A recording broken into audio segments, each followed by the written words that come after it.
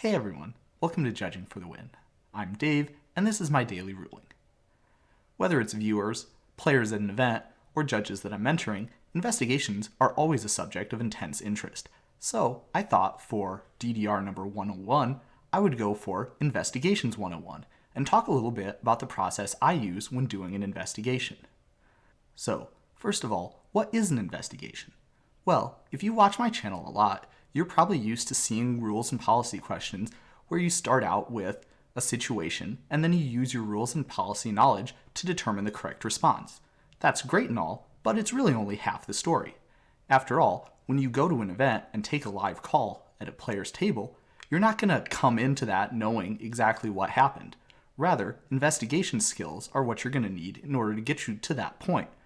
Investigations are the art of gathering information, then using the information that you gather to determine the most likely mental narrative that explains all of the information that you were able to get.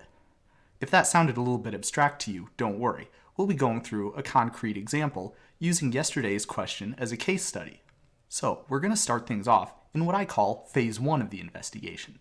In Phase 1, you start out not knowing anything at all about what the call is, and your goal is to get to a point where you have a handful of candidate mental narratives that you can decide between.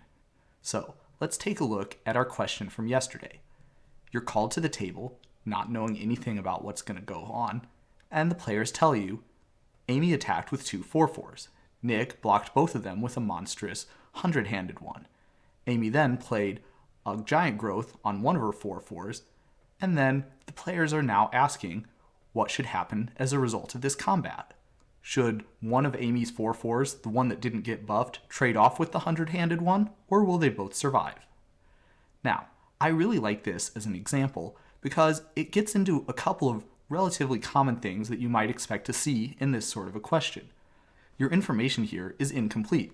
You don't know what the damage assignment order that Nick picked for the 2 4-4s is, and that will affect what the answer you give should be to this question.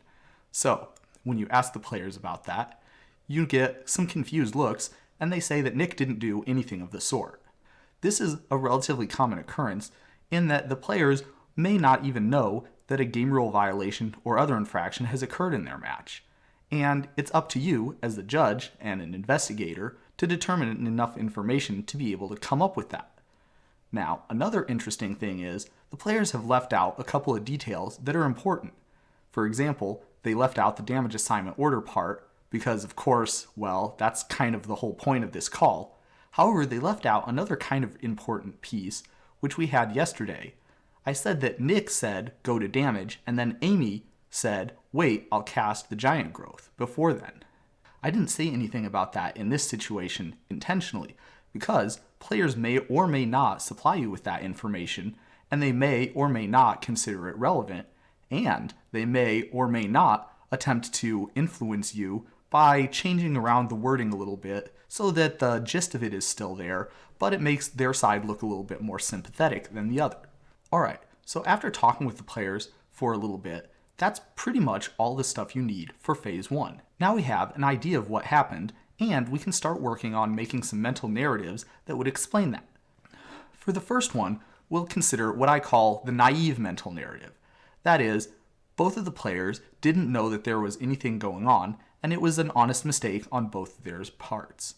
So if this would be the case, then that would mean that both Amy and Nick either didn't know or didn't think the damage assignment order would be relevant. And so that's how we got to this point where there isn't one named.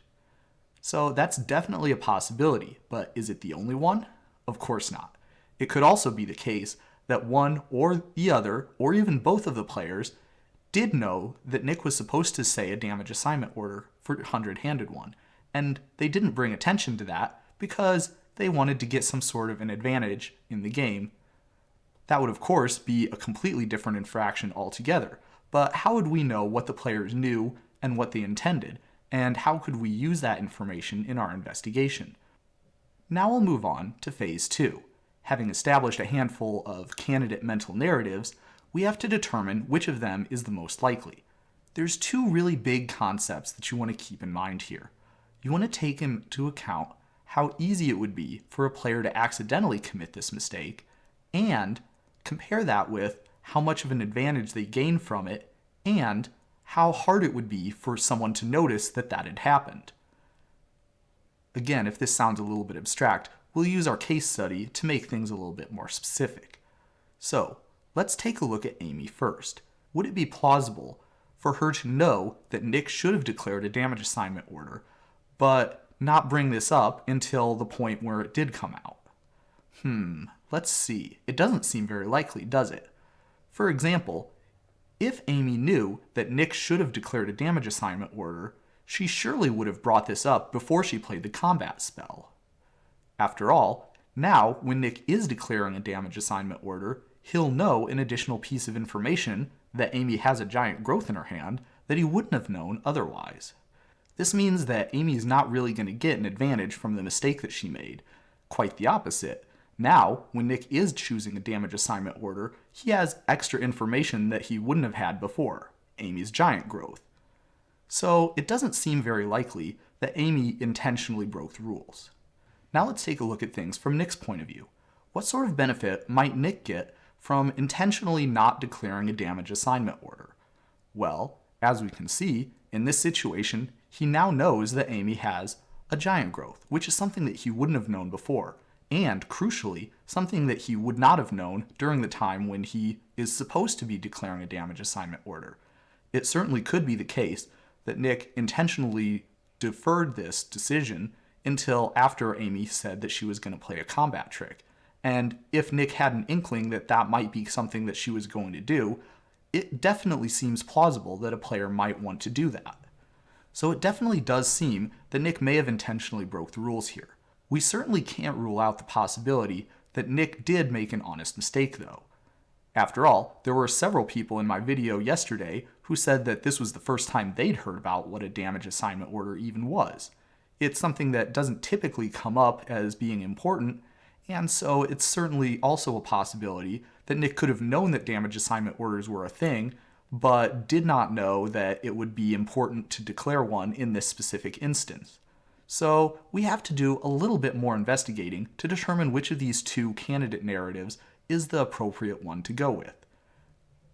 This is where it becomes a lot harder to do investigation skills over a non-interactive kind of a forum like this. There's all kinds of different types of information that you might look for in a game, including, but certainly not limited to, how well Nick knows these cards. If he has a lot of experience playing with 100-handed one, it certainly seems plausible that this sort of situation might have come up before, and therefore he would have known about it. How casual or competitive are the players, and how casual and competitive would the event that they're playing be in? Are they in the last round that's cutting for top 8 in a prestigious tournament, or is this an F&M? I intentionally left that detail out, but it certainly is something that you would want to take into account. What about Amy's 4/4 creatures? I didn't say anything about any of the other types of attributes that they might have had, but it certainly is the case that the two 4/4s might have been different creatures, and one of them might have had some combat abilities that the other didn't have, which would have made it more likely that the combat damage assignment order could have been implied. There's all kinds of other types of information that you could look for, but that's what you would have to do in order to move out of Phase 2 and get yourself one candidate mental narrative that you thought fit the situation the best. And that's all I have for you today. How did you do? Whether you're a judge, a player, or somebody who's just interested in this kind of stuff, I hope that this description of the topic was helpful and interesting. Join me again tomorrow for another daily ruling, but until then, I hope you have a great day.